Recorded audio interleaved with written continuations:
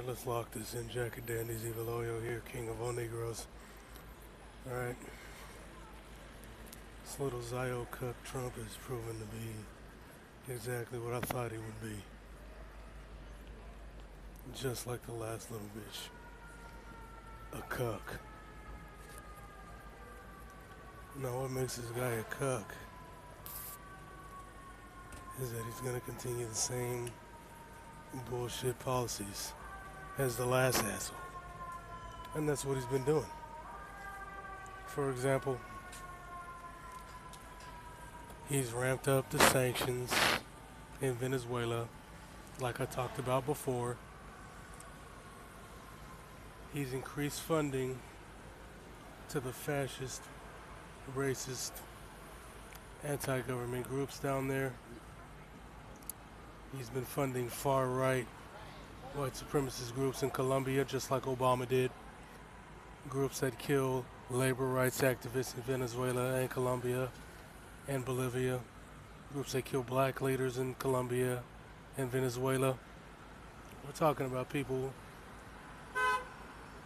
who burned a black man in the streets because of his race.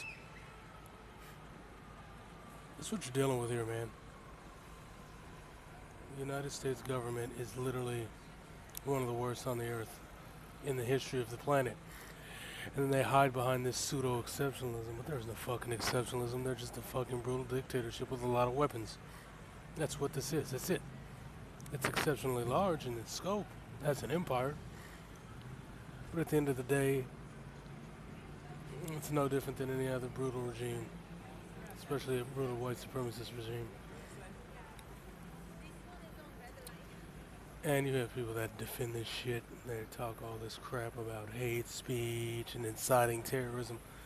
I mean, let's just put all our cards on the table here, kids. Let's look at this objectively. When you're blowing up people, stealing their resources, raping their children, killing their elected leaders, and then putting in brutal dictators. I mean, how exactly are they supposed to react? I'm just curious. When you're putting a Pol Pot in the country, how are they supposed to react? When you're putting a essentially impotent mayor in Kabul and calling him a president, how are people supposed to react?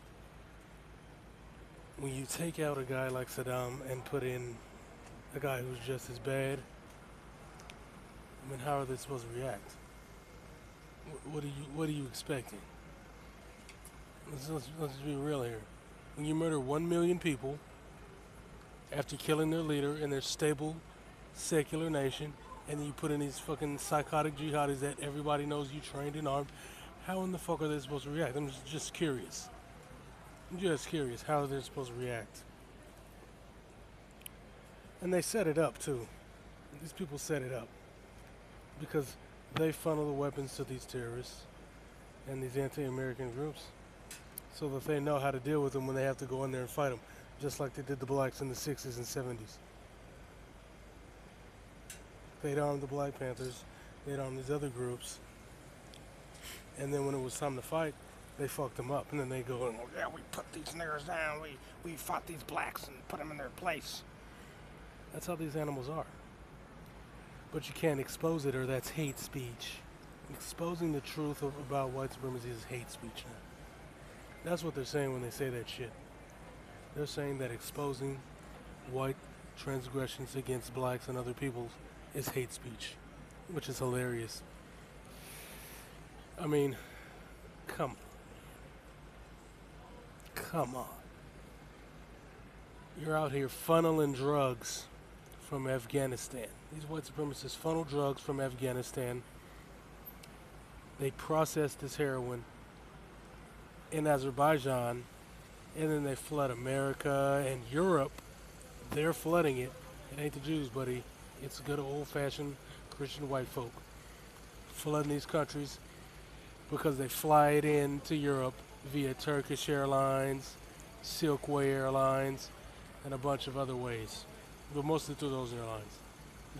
They flood these countries with dope.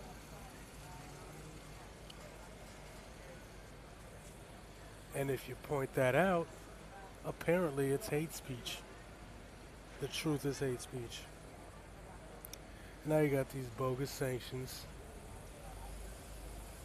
against an elected leader. I mean, let me tell you something. Let me, I don't need to repeat myself. Let me just lay this down right here. Let me just tell you a real truth, 100% truth. Let me just tell you the truth here.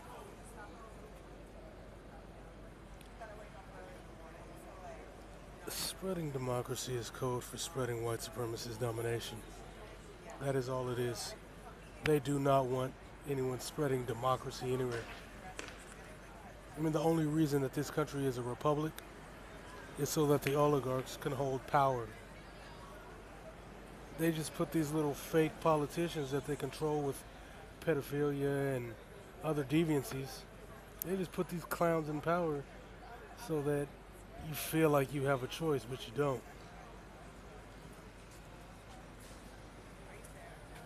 That's all that is. And by rotating out the little fake selected leader who really doesn't make any decisions, you feel like some change is going to happen, but it never does. The status quo always remains. They remove some little base changes that make absolutely no difference, and everything goes on as it usually does. I mean, during the time of Clinton, Obama, Bush, we heard about the security wall. No, the security fence. We need a security fence in Mexico. Security fence in Mexico. Now it's a fucking wall. But guess what? Every day, immigrants come in. They bring them in. They're here. They're not going anywhere. They never will. They're protected. Don't listen to this crap. It's a bullshit wedge issue. The gays can get married now, so there's really nothing to talk about with that. I mean, they just come up with BS wedge issues over and over to distract you from stuff like funding fascist groups in Latin America, wars in Africa, smuggling drugs in Afghanistan and Azerbaijan. That's what they want to distract you from. The real shit that America does.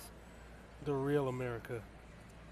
A place where in Chicago, one person is murdered by the cops every week. That's what they want to talk about. That's what they won't talk about. The fact that American cops kill thousands and thousands of people every goddamn year. Unarmed people who are innocent. The fact that crime labs will literally falsify evidence just to help the prosecution. That is what they do. That is what these motherfuckers do. And if you point that out, it's hate speech. The truth is hate speech. All right, that's where we're at here, Jack and Danny's. Truth is hate speech. Because these people will do whatever it takes to solidify the agenda of the white supremacist oligarchs. And they'll point to the lowest common denominator in the black race to make it seem like everybody that's black is like that. One big nig-nog. Alright? And why are they doing that? Well, it's the same reason that Jared Taylor's out here. Jared Taylor's a prime example of those who are trying to win the hearts and minds of the average everyday Joe so that they can create the great so what and then end up taking out all the groups that they don't want and they don't like to make this a pseudo-white ethno-state where they have easily controlled people whose psychology they understand, that they can completely dominate and control without any fear of repercussion or rebellion, minus a few radicals in the woods.